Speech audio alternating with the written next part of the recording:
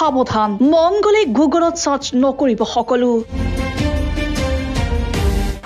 আপুনি বিচৰা তথ্যই আপোনাক লৈ যাব অন্ধকাৰ ভৱিষ্যতলৈ গুগলত সাৰ্চ কৰি বিপদত এজন লোক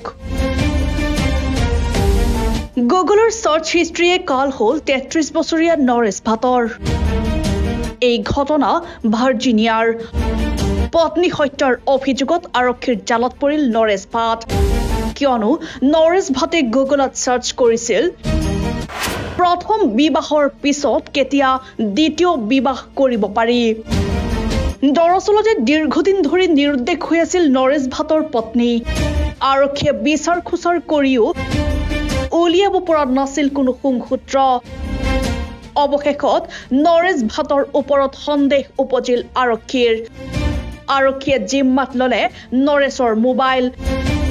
তন্নকৈ মোবাইল পৰীক্ষা কৰাৰ পিছত গুগল সাৰ্চ হিষ্ট্ৰীত ওলালে দ্বিতীয় বিবাহ সম্পৰ্কে নৰেশে বিচৰা তথ্য